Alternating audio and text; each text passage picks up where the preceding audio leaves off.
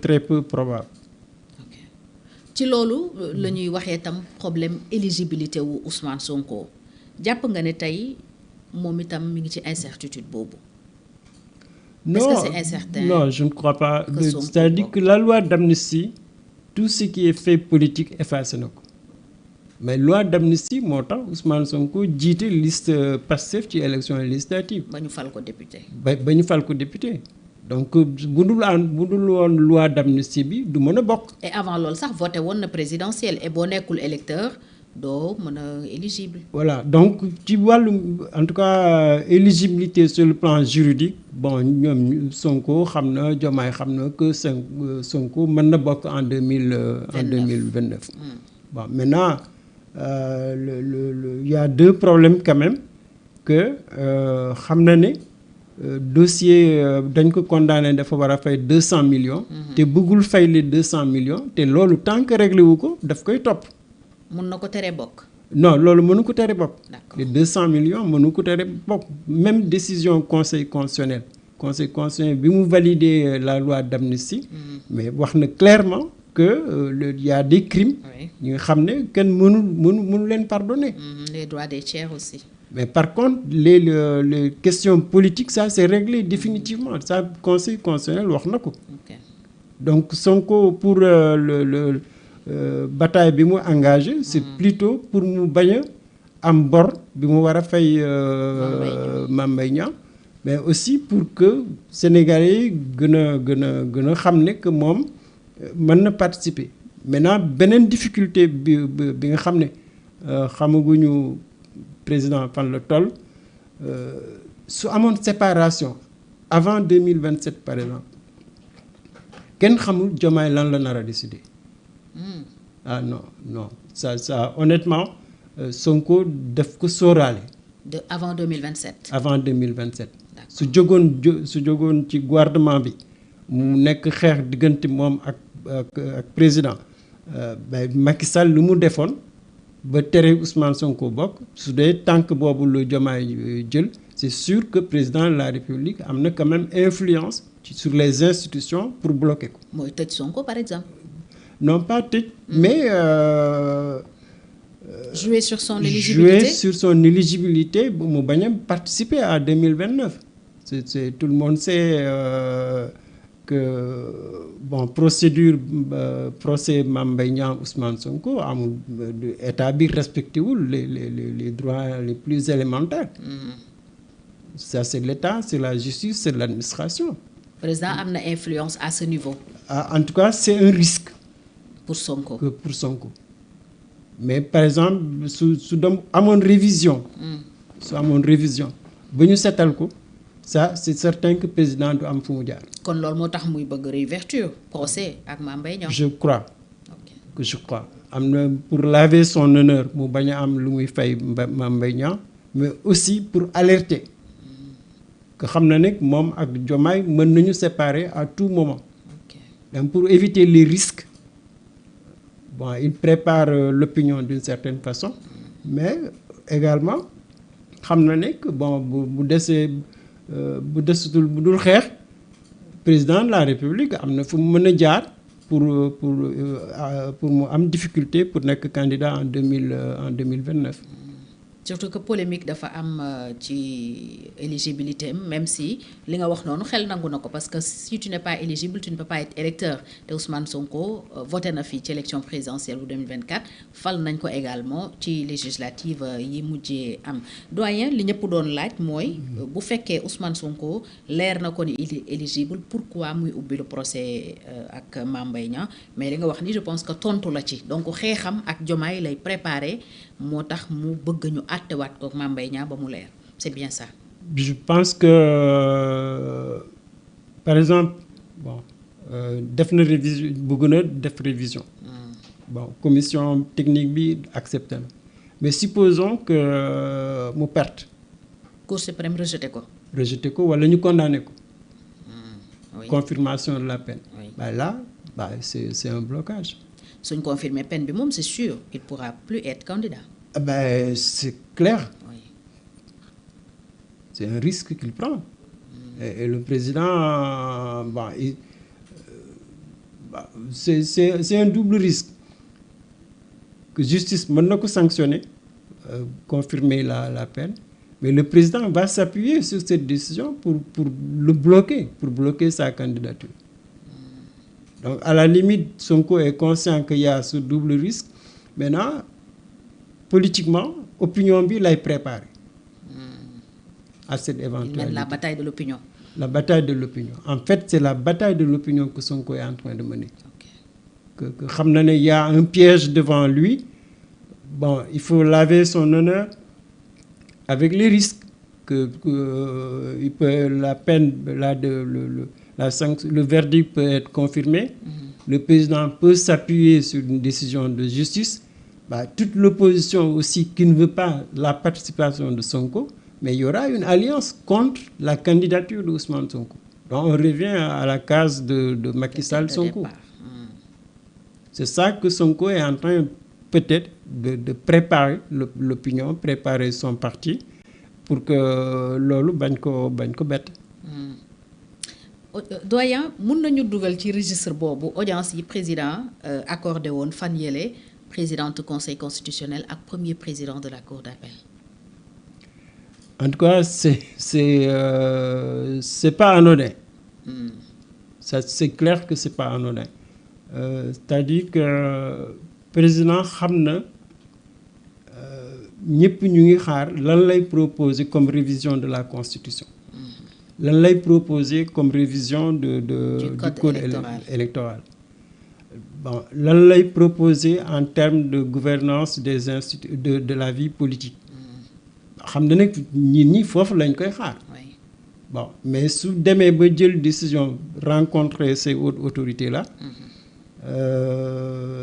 D'une part mën nañ ko am rafet njort que xëy na dafa bëgg accélérer les réformes, mais comme mën nañu ñaaw njort que Sonko position yi mu jël c'est sûr et certain que magistrature bi àndul ak moom. Est-ce que président mënul jël comme allié la justice, l'administration, comme Macky Sall avait fait, comme Abdoulaye Wade avait fait. Donc ça c'est mënuñu ko bañ a sóoraale parce que le problème de la justice gaaga président nee na du dugal loxoom ci justice. ñaari audience yëpp indépendance ak renforcement de la justice. Bon la ci wax loolu c'est aussi mën nañ ko lire comme def leen. comme bon vous semble. Donc ça c'est un quitus. Surtout que institution la yoo xam ne itam premier ministre dafay attaquer souvent ñi ko incarné. Non mais c'est clair que Sonko lu mu bëgg justice bi mënuñu ko def tant que président de la République décidé wul. Ok. Le premier ministre il peut pas engager une réforme. Kon en réalité buy attaquer la justice président lay waxal. Mais président lay waxal. Et président nee na pratiquement le président il est sourd. Il n'entend pas ce discours-là. C'est ça qui le vrai conflit il est là. loolu moo ko frustré le président maandu influencé wul peut-être dugalul loxoom même ci rabat d'arrêt bi peut-être c'est ce qu'on a lu entre les lignes bi mu defee live am boobu au soir même de la décision. Non c'est clair que en tout cas de plus en plus silence président de la République silence politique la lépp li nga xam ne affaire Ousmane Sonko du ci laal. daf ci maandu.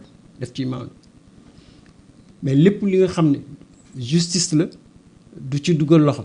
Est-ce que tam mënoon na def leneen. Là c'est la grosse question c'est-à-dire que. Parce que aussi magistrat yi am na foo xam ni mënoo leen a defloo dara ñoom moom seen bopp.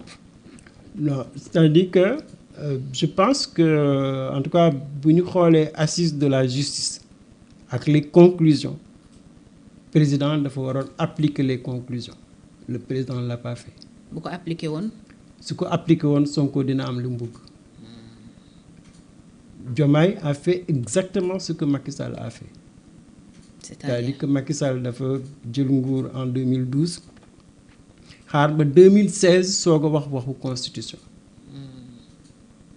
Et ça a dérapé. Macky n'a pas respecté bon, ce que les alliés voulaient, comme le PS, l'AFP, les gauches. Mais ñoom tanoon ne ko ba puisque loolu nga bëgg ba ñu bàyyi nga def li nga bëgg mais Diomaye c'est pareil il a des conclusions mais nangul appliquer les conclusions.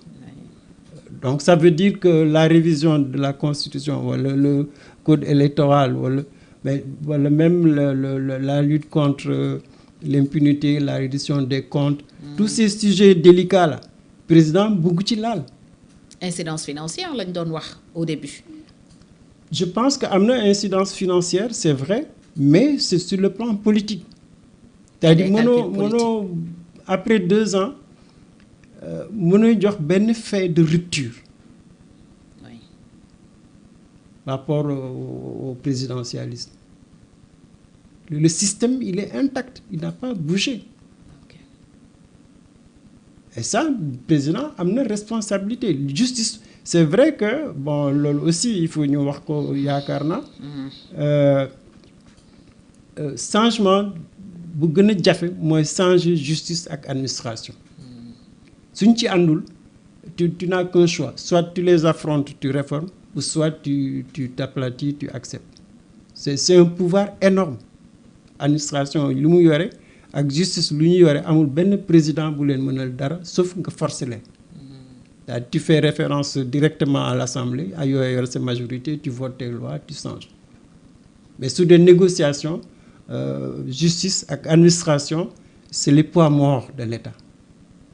Okay. C'est ça que le président def na loolu lay dund depuis assise justice bi am def na assise sur les institutions, def na assise sur la presse.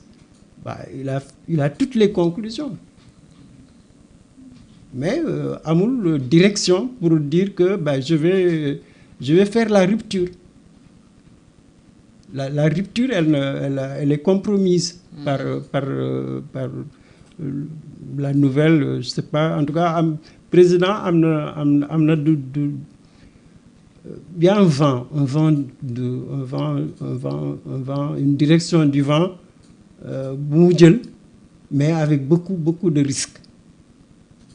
Je crois que c'est ça la difficulté du président. Bon, évidemment, comme li nga ko waxee. Est-ce que stabilité pouvoir am moo nekk en jeu bu forcer réforme yi? Ah, c'est clair que bon, waa Pastef Ousmane Sonko il parle de révolution. Bah, une révolution c'est des risques. Oui. Il faut changer. C'est des remous. C'est des remous. Par exemple, l'administration, la justice, bah, pour nous changer.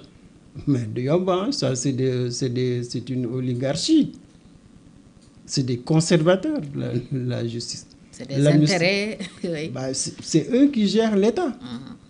L'administration, c'est un monstre. Bah, donc si tu ne veux pas faire la révolution, bah, c'est sûr que tu vas te compromettre. Et ça, c'est pas nouveau pour notre pays. Hein. Abdou Diouf, c'était pareil. Ok. Bon, Abdoulaye Wade, c'était pareil. Macky Sall, c'est pareil. ñoom ñëpp dañu ñëwoon ak yenn changement. Oui, c'est ça la différence. Diomaye est venu avec un projet de rupture. Okay. Donc s'il n'a pas bougé ba tey ji, c'est que le président se rend compte qu'il y a énormément de risques. Que pouvoir bi mu amoon moom ci boppam bu mu baroon am sax du ko am. Oui, surtout avec la justice. Et ça, je crois que président même boo gisee muy dalal bon le conseil constitutionnel. La Cour suprême. Il est en bon terme au conseil supérieur de la magistrature. Foofu la njëkk am alerte. bi mu waxoon ne daf ciy génn. ñu ne ko doo dem. après ñu ñëwaat ne ko du dem ñu ñëwaat ne du dem. Et c'est ça qui continue. Que il est en train de chercher des compromis mais en alliance avec la magistrature suprême, la Cour suprême, le Conseil constitutionnel. Bon, peut-être que li mu amul pour le moment c'est l'Assemblée. Ça aussi c'est un des blocages du président. Xam na ne bu yóbbee foofu li nga xam ne Pastef àndu ci bon, il y a des risques que ça ne passe pas également.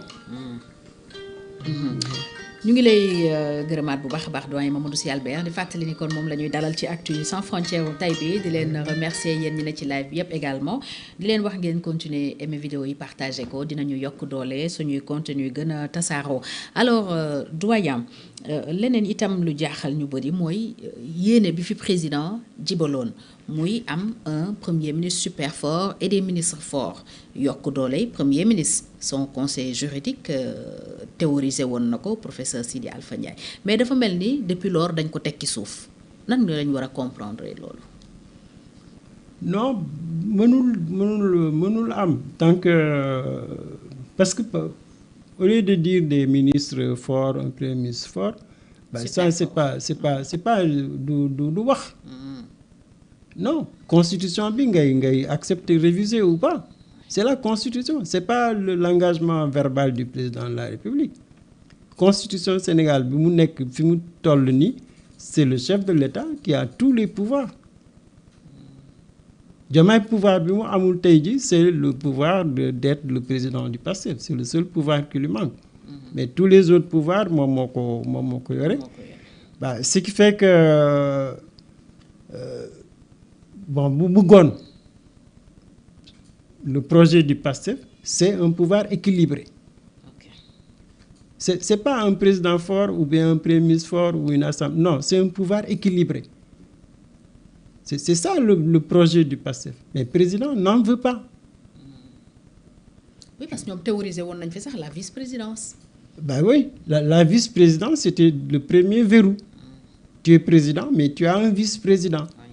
Bon, tu as un premier ministre, mais il a tous les pouvoirs de l'administration.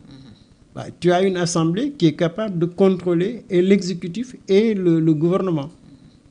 Bah, projet Bob, c'est la base. Su fekkoon président gëm na ko bah la waroon soppi en premier lieu. Et je pense que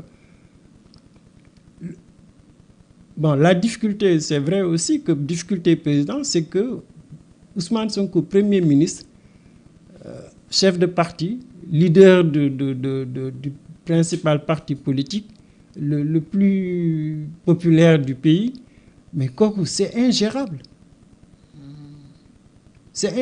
pour un président de la République. Donc xelam dalul ci mu jox ko autant de pouvoir comme bu defee réforme yi ngay wax. Non c'est clair que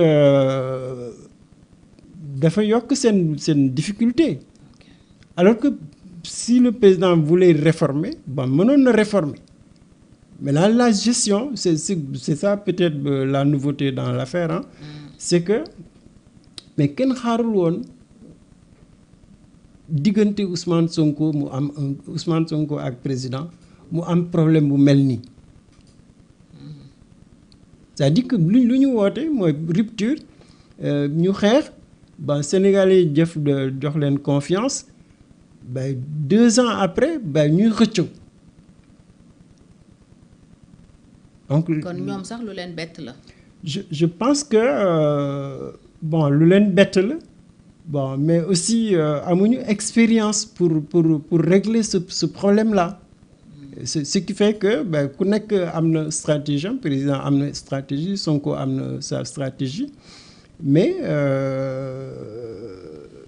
Tant que amuñu en tout cas consensus c'est-à-dire soit ils décident ñu def séparation à l'amiable c'est inéluctable que fu ñu nekk nii bokkuñu gis-gis bokkuñu objectif que am na waroo amul waroo mais c'est pas possible ça c'est la solution radicale.